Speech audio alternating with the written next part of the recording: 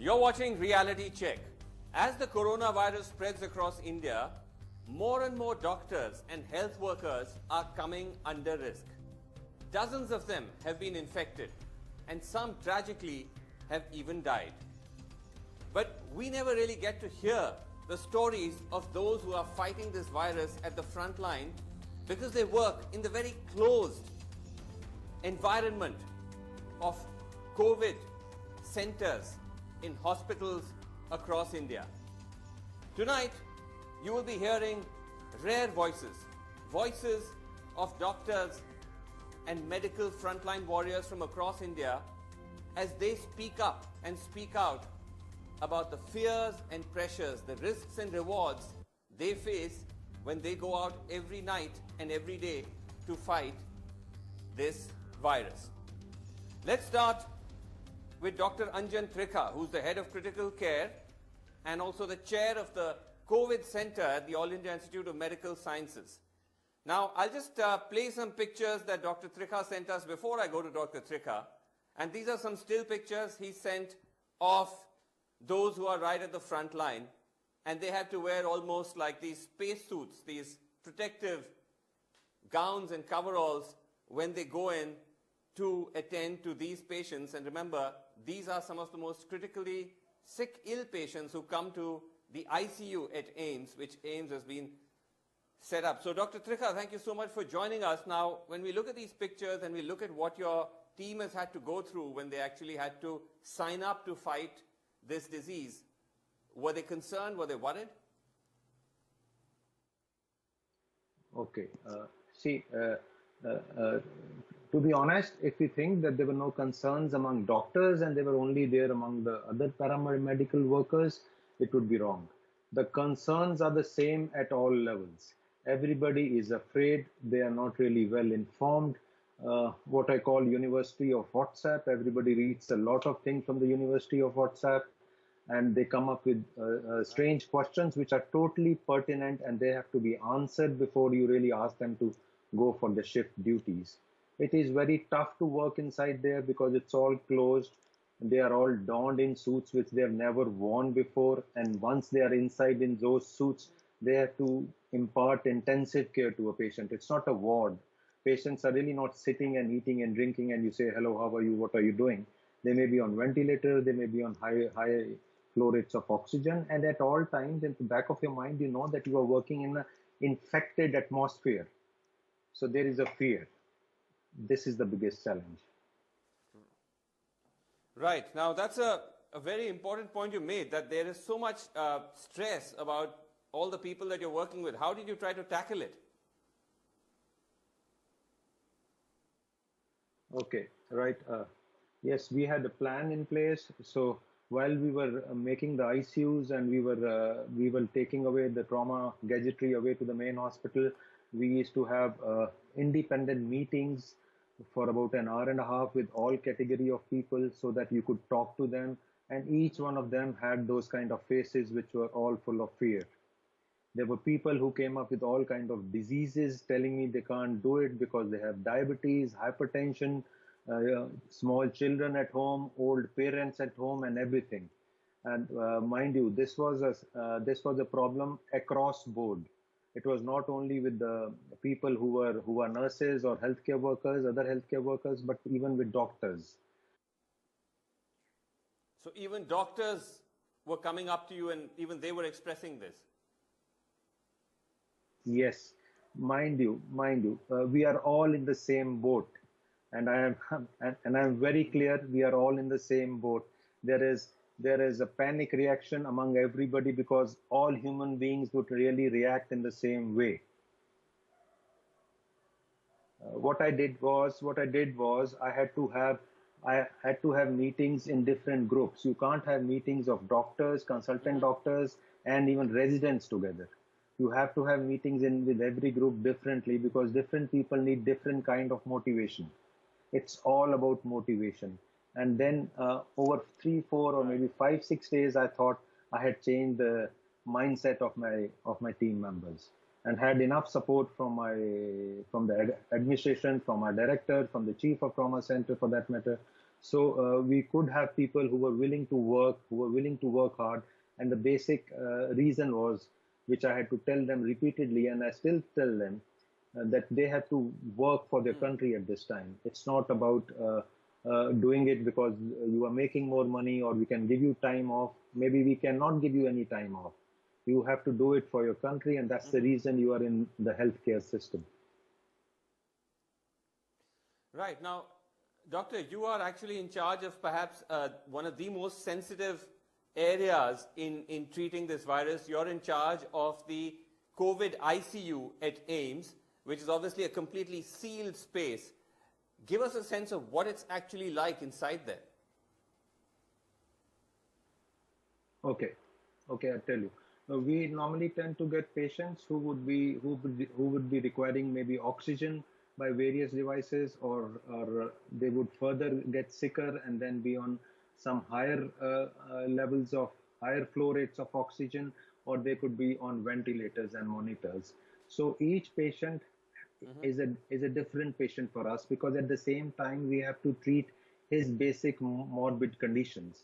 As you all know, that anybody who's above the age of 60, who has hypertension, who has diabetes, the outcome can be bad if the patient lands up into an ICU and on a ventilator. It is tough for patients, because patients who are not very well sedated or who are not on ventilators and they are just on oxygen, they cannot meet their relatives so often. Or as a matter of fact, we don't allow the relatives to come in at all, because even the relatives would have to be donned and the PPEs are at a premium. One of the very important things with us is we are trying to conserve PPEs at all times, because we know if a surge comes later on, a month and a half after, then we should not be running out of PPEs. A healthcare worker can work only when we assure him that he has the best possible PPE which his country can give him. And in my ICU, the lowest of the lowest man in the system, that is the person who removes the urine, the fluids or body fluids or diapers, he wears the same PPE which a consultant wears. And it's only then that person is confident and is willing to work and is happy to work with you. Okay, that's really remarkable, Doctor, that you believe in this idea of equality starting right at the bottom. But I just want to ask you a final question, that this is a ward which has also tragically seen deaths. I believe you said some people died. Just give us a sense of, trying to deal and cope with patients, some of whom are literally fighting, a life and death battle. Yes. I'll come to that. We lost 2 patients, and out of all the patients we have about 4 who are on ventilators and 2 who are critically ill. The patients who are old and who have comorbid conditions, they are doing badly. But that is what the literature has taught us. That is what the data from various countries have taught us. So that would really mean, and that extrapolates to the fact that we need to take care of our old relatives, friends, and people who have comorbidities a bit more. It should be seen to it that they don't get infected and land up in the hospitals. Okay, well, thank you very much indeed, Dr. Trikha, for that. That was very, very insightful and very powerful, especially as you were describing the kind of stresses and fears that your own team faced and how you had to convince them to push ahead. Okay, we next move to Dr. Rajan Nanda, who's Principal and Controller at the RVRS Medical College in Bhilwara. Now remember, Bhilwara was at one time in Rajasthan a district that was a COVID hotspot. It had a huge number of cases of people who were infected, especially doctors. But they managed to fight it back, and that's a remarkable turnaround. Now, again, we had some video that Dr. Nanda sent us of him and his team inside the RVRS Medical College and Hospital, inside the COVID wards, as in a sense they were fighting to protect their own kind, doctors being amongst them. Thank you very much indeed, Dr. Nanda, for joining us. And let me begin by asking you that when these first patients, especially when these first doctors started to pour into your hospital, how did you tackle it?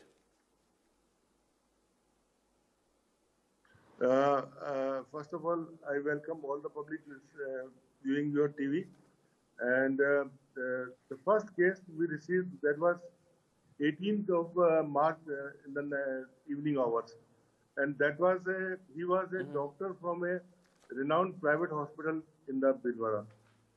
So he had some symptoms. That's why he came to our government hospital for test. And I think he was suspecting that he was having some sort of corona infection. So he came, and that was a big shock that the first patient coming to our hospital, and that too a doctor. He is a very good clinical practitioner in the Bhilwara. He is working in the hospital and also doing a private practice at his home. And he's seeing nearly about 300 to 400 patients per day. So when he came through the positive, it was a very big shocking that he has seen in the last, his incubation period, let us take 7 to 10 days, he must have just gone through a number of patients he has seen, maybe 6,000-7,000 of number of patients he has seen. Right. That's quite, yeah, that must have been quite scary that this doctor was there who'd seen so many of these patients. Now, were all of you, and you personally also, ever anxious or nervous about the risk to yourself? It was sort of a anxiousness and nervousness both mixed, because nobody had the experience of handling this type of patients. So we took, as per the guidelines of ICMR and guidelines of the earlier from the Europe and those things, and from the China, we were having theoretical knowledge how to handle these cases.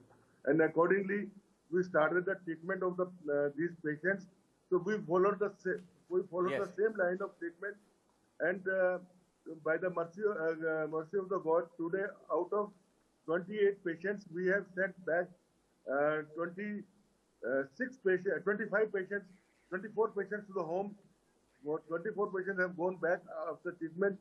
One patient is still in the hospital, and 2 patients have died. Okay, that's wonderful. That's great to hear.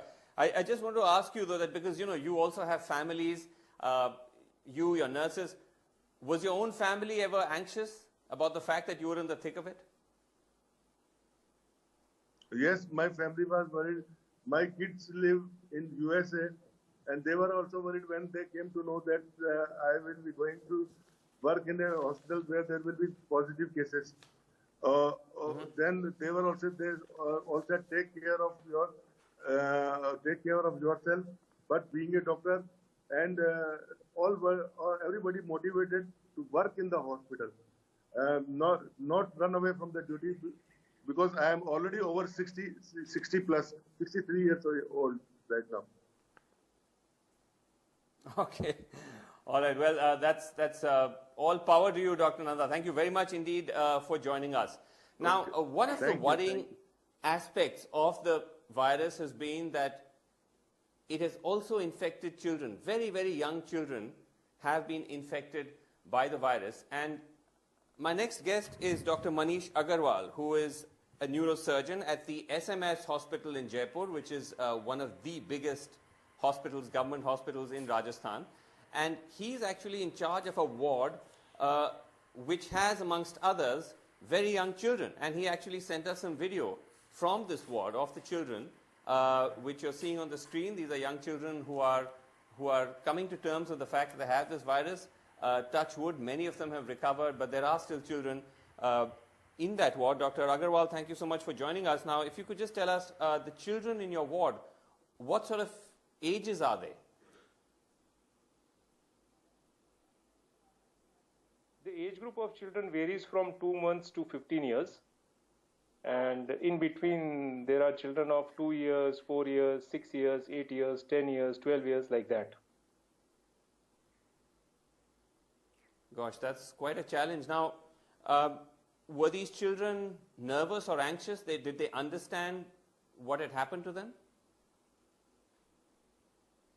Yes, of course. Children are very anxious, because they have no activity to do in the wards. They have to stay there maybe for 10 days, 12 days, until their tests are negative 2 times, they have to stay there.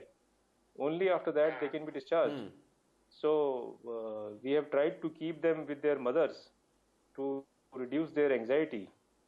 They were not very friendly with us initially, but we had to work with them to comfort them and allay their anxiety. Right. And you're also telling me this great challenge because you even had infants there with their mothers. Yes, a 2-month child will require breastfeeding. If the mother is one of the pediatric patients, the mother was negative, and the child was positive, and he had to be breastfed. So we had to keep that mother in PPE kit, and then she had to manage the feeding. So it was very difficult for her. Right. And how are these children infected in most cases, doctor? Mostly they have been confined to certain areas where the disease is more prevalent. So they get contacted from their contacts around them, and they develop the disease. Okay. Many of these are asymptomatic, so it becomes very difficult for these children to pass their time. Okay. And just wanted to ask you, were you ever anxious about being exposed? See, being anxious is not actually the word that I would use, but yes, we have to take the precautions, we have to work, we have to care, and we are doing everything to keep ourselves safe. And your family, how did they feel about your being in the thick of it? My family has been so used to my work for the last 25 years that they are not really actually worried. Only that like my parents live with me, so I have to stay away from them. They feel a little anxious, but yes, they understand that this is the kind of work we are doing, and they have to comprehend with it. They have to live with it. So I go to the hospital, I come back, I take a bath, I wash my clothes, dry them. Everything has to be done, and then I clean all the doors, knobs that I have touched, and stay away from my parents especially. Okay, last question I want to ask you, that we're seeing this very unfortunate phenomenon also where doctors who treat COVID patients are facing prejudice. We're hearing cases across the country. What would you say to those people who continue to associate a stigma with doctors treating this disease? Yeah, I would like to tell them that, see, we also live in a society, they live in this society. It is our job to serve this society. We are doing our job. And you see, we take all precautions. We take care so that we don't spread the infection. We are really trying to serve the people. I mean, it is really insane that an ambulance carrying a dead body of a doctor should be attacked by people, a mob, and try to kill them. I mean, this is insane. This is the kind of thing that should not happen in a civilized country. No, I agree with you. It's completely insane. Thank you very much indeed, Doctor, for joining us. So let's now move from Rajasthan to Bihar, where I'm joined by Dr. Ajay Kumar Sinha. He's the nodal officer at the Nalanda Medical College Hospital, Patna. Now, Bihar has not seen, touch wood, by the grace of God, too many cases yet. But at the same time, Dr. Ajay Kumar Sinha, thank you so much for joining us. Do tell me, because you were telling me that it was again a difficult task for you to try to persuade your staff to work, given the pressures of actually treating the virus. Initially, there was a lot of fear in the mind of not only the people around our hospital, but also to our workers and to the Department of Medicine to whom I belong to. So initially, there was a lot of fear. What came through the social media, which had posted about the situation at Italy and Spain. So the people were very, feared that time. So, right. So this is both doctors and nurses. Yeah, everybody. So everybody wanted not to come to hospital, what to talk for the treatment part. They were not ready to come to hospital initially. It was fear in the mind. Yeah. How did you overcome this, though? So we started and called the meeting, and we told this is a historical time, and none other than us to take care of the patients. And we don't have to fear. We have to stratify the risk of the different kind of patients, and we will deal accordingly. So we consult the people around us, and we told that we will take care of the safety part. And then we have made a kind of the battalion who will be in the front line, and we started working, and suddenly, and in the course of time, the fear has gone down. And now 90% of the people are coming to the hospital, more than 90%, and they are working. Did you have any patients at all who were difficult? Now, one patient, when he was, he was shouting like anything. He told that I'm going to die. He made some video. He has posted the video to different social media, and we counseled that patient. He admitted, and through the media, he has said that I have done mistake, and I am fine enough. And every time he is posting something in favor of me on social media. Gosh, sounds crazy. Last question. Were you at all concerned about your own safety and your family as well? It was. My family was worried. My family and relatives, they all were worried about it. So I said nothing to worry. I know how to protect myself, how to protect my family. I know very well. And thankfully I am all right. And one of my colleagues who were with me, he was very afraid. He took decision to take quarantine, and he was tested. He was found to be negative. And many of my doctors, those who came in contact with me, they were feared. They were tested for this COVID-19, and none of my health workers have been found to be positive still in my hospital. So, gosh. Thank you so much indeed, Doctor, for speaking to us now. We couldn't get a chance to speak to enough nurses and those who are really at the tipping point of the fight against the disease, but we did manage to speak to one nurse at Nalanda Medical College Hospital. This is Nurse Pushpa. Nurse Pushpa, आपने हमारे साथ बात किया, इसके लिए बहुत बहुत धन्यवाद. ये बताइए कि ये जो कोरोना वायरस वार्ड है, उसमें आप कौन सा ड्यूटी कर रही हैं, कितने बजे से कितने बजे तक? PM duty sir, 1 PM to 8 PM evening duty. अच्छा, और आप कौन सी एग्जैक्टली ड्यूटी करती हैं वार्ड में?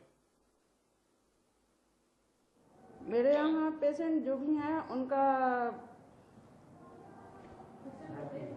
भर्ती करते हैं, इंदौर में भर्ती है सर, जो उनका मेडिसिन वगैरह चलाते हैं, जो भी देना रहता है उनका डाइट देते हैं, और मतलब जो भी उनका रहता है डिमांड, वो हम लोग देखते हैं सर.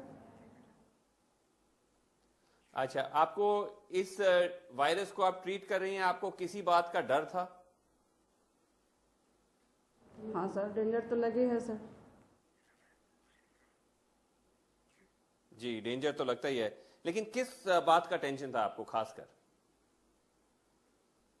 टेंशन इस बात की हो रही है कि अभी तो हर सुनने को ये भी मिल रहा है सर कि यहाँ पे कोई साइन सिम्टम भी नहीं दिख रहा है और पेशेंट को दिक्कत होना शुरू हो जा रहा है सर. तो हम लोग को यही समझ में नहीं आ रहा है कि उसको कैसे पहचाने, उस तरह के पेशेंट को. नहीं, ये बहुत सही बात कही आपने, लेकिन आप पीपी वगैरह पहनी हुई हैं, आप लोगों को ये सेफ्टी वेयर वगैरह ठीक से मिल रहा है? हाँ सर, ठीक है. अच्छा, अच्छी बात है. ये बताइए पुष्पा जी कि आपके घर परिवार के लोग हैं, वो क्या वो भी चिंतित हैं? घर वाले तो बहुत चिंतित रहते हैं सर कि जा रही है, कैसा अपना केयर कर रही है, पर हम उनको ये समझाते हैं कि हम वहाँ पूरे प्रोटेक्शन के साथ ड्यूटी करते हैं. वहाँ पे पेशेंट को हम लोग बढ़िया से, मेरे यहाँ तो रिकवर भी हो रही है बहुत सर. तो हम लोग यही कहते हैं कि आप लोग चिंता मत कीजिए, हम लोग बढ़िया से वहाँ हैं, कोई दिक्कत नहीं हो रही है. अच्छा, और आपके जो पड़ोस के लोग हैं वो क्या कहते हैं आपसे? आपको परेशान तो नहीं करते? आप लोग बहुत अच्छा काम कर रही हैं, आप लोग यहाँ का दूत हैं, ये है, बहुत बधाई देते हैं सर।